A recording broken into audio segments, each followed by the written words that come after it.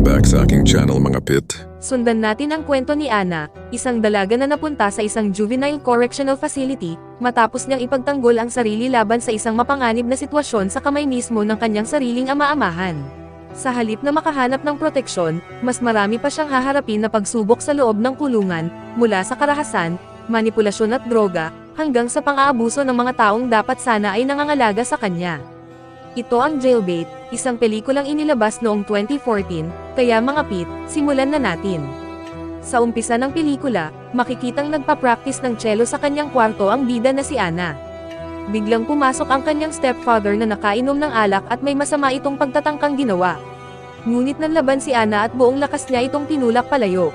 Tumama ang leeg ng kanyang stepfather sa isang matalas na bagay, na naging dahilan ng kanyang pagkamatay.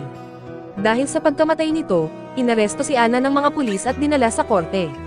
Doon ipinaliwanag niya ang mga nangyari at ipinagtapat na hindi niya sinadyang patayin ang kanyang stepfather. Dagdag pa niya, namatay lamang ito dahil ipinagtanggol niya ang kanyang sarili mula sa pagtatangka nito na gawan siya ng masama. Ngunit ang naging pangunahing witness laban kay Ana ay ang sarili niyang ina. Ikinwento ng kanyang ina kung gaano kabuting tao ang kanyang asawa sa kanilang mag-ina. Dahil sa statement ng kanyang ina laban kay Ana, ipinagpatuloy ng korte ang kaso laban sa kanya. Pero dahil wala pa siya sa wastong edad, hinatulan lamang siya ng judge at ipinadala sa isang juvenile correctional facility.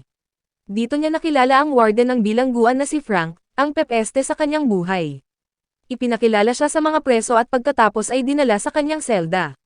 Dito naman niya makakasama si Jenny, na hindi gaanong nagsasalita at gustong mapag-isa palagi.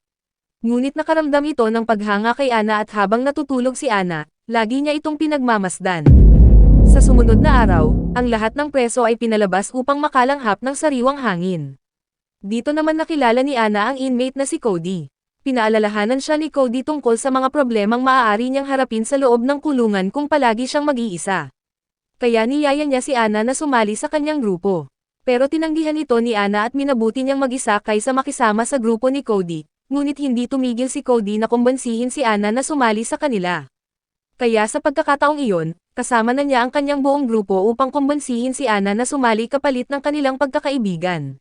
Ipinaliwanag nila na mabibigyan siya ng proteksyon sa loob ng kulungan kung sasali siya sa grupo ni Cody. Muli ay tinanggihan sila ni Ana, na nagdulot kay Cody ng insulto at sa kanyang grupo sa ginawang pagtalikod at pagtanggi ni Ana. Kaya naman dinala nila siya sa isang selda at pinagtulungan siyang bugbugin. Dahil sa pangyayaring iyon, dinala si Ana sa isang doktor. Kinausap siya ng doktor at nirekomendang kausapin ang warden na si Frank tungkol sa kanyang sitwasyon sa loob ng bilangguan. Pumunta siya sa warden at sinabing gusto niyang mapag-isa sa loob ng bilangguan, ngunit humingi ng kapalit ang warden, at tila batid ni Ana ang gusto nitong mangyari kapalit ng kanyang proteksyon. Kaya tinanggihan niya ang offer ng warden at bumalik sa kanyang selda. Iniisip niyang lahat ng tao sa loob ng kulungan ay gusto siyang saktan.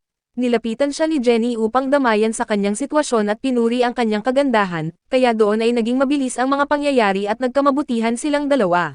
Sa sumunod na araw, habang naglalakad si Jenny at Ana ay binuli sila ng isa sa mga inmate na babae na si Kila, kaya doon ay napagod na talaga siya sa kanyang sitwasyon sa loob ng kulungan at nagdesisyong sumali sa grupo nila Cody.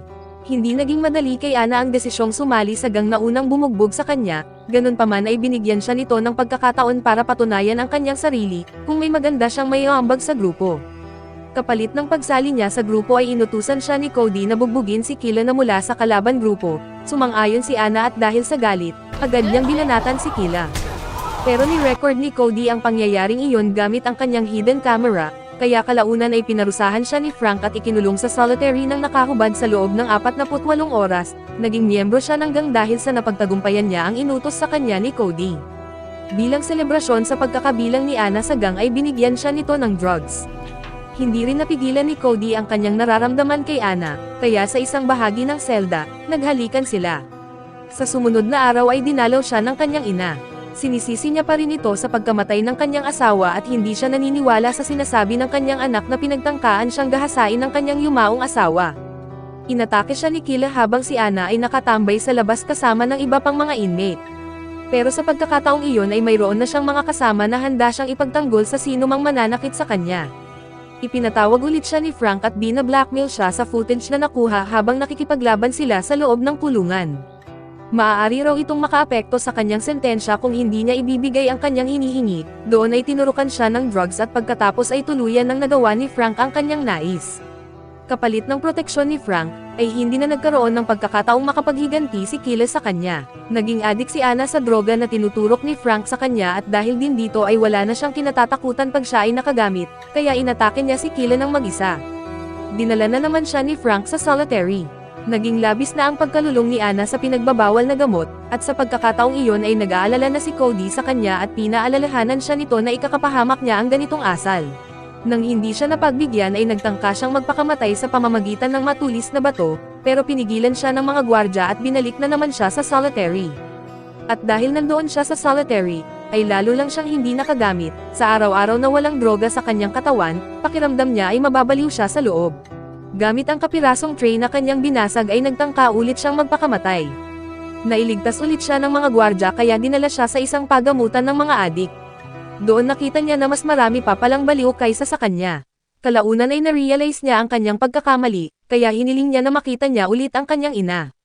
Ngayon ay tila nagbago ang damdamin nito nang makita niya si Anna, at sa pagkakataong iyon ay nagsisi ang kanyang ina na pinakulong niya ito. Nangako ito na ilalabas siya roon sa lalong madaling panahon. Kaya naman si Anna, nang makarecover sa kanyang pagkabaliw ay agad siyang nagpunta kay Frank para makiusap na tulungan siya sa kanyang kalayaan. Nalaman ni Frank ang kanyang talento kaya binigyan niya si Anna ng cello upang makapag-perform sa gaganaping talent show sa loob ng bilangguan. Ngunit nalaman ni Cody ang plano niya kaya sinaktan niya si Anna kasama ang kanyang grupo dahil alam ni Cody na nagsisinungaling lang si Frank at wala talaga itong balak na palayain si Anna. Pagod na si Anna sa mga kondisyon ni Frank kaya nagdesisyon siyang magkwento sa doktor at sabihin ang lahat ng katotohanan tungkol kay Frank.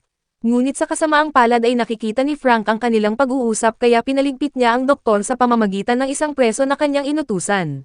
Nag-perform na si Anna sa talent show tulad ng kanilang napag-usapan. Nang gabing iyon ang ibang mga presong babae ay labis na humangan dahil meron pala siyang tinatagong talento. Pagkatapos ay nilapitan na naman siya ni Frank para sabihin ang schedule ng kanyang parole hearing. Pero may kapalit na hinihingi si Frank sa kanya. Ito ay nais na naman niyang gamitin si Anna para sa kanyang makamundong pagnanais, ngunit sa pagkakataong iyon ay sinabi niya kay Cody ang binabalak ni Frank sa kanya, tinulungan siya nito at pinahiram ang video recorder, kaya nai-record lahat ni Anna ang ginawa ni Frank sa kanya. Dumating ang parole hearing ni Anna at humanga ang lahat sa kanya sapagkat maayos niyang naipaliwanag ang kanyang panig, doon ay nakikita nilang nararapat ng palayain si Anna dahil wala talaga itong kasalanan. Pero tulad ng inaasahan ay hindi sinuportahan ni Frank ang kanyang pagpapatotoo at sinabing hindi pa napapanahon na bigyan si Anna ng parole, umayon na sana ang hurado sa warden na si Frank, ngunit ipinakita ni Anna ang video na nakuha niya noong ginagawan siya ni Frank ng masama. Kaya sa nalalapit na pagtatapos, nabunyag ang mga kababuyan ni Frank, mga pananamantala sa kanyang posisyon, krimen na kanyang kinasangkutan at droga sa loob ng bilangguan, agad na inaresto si Frank ng mga pulis at sa huli, nakalaya si Anna.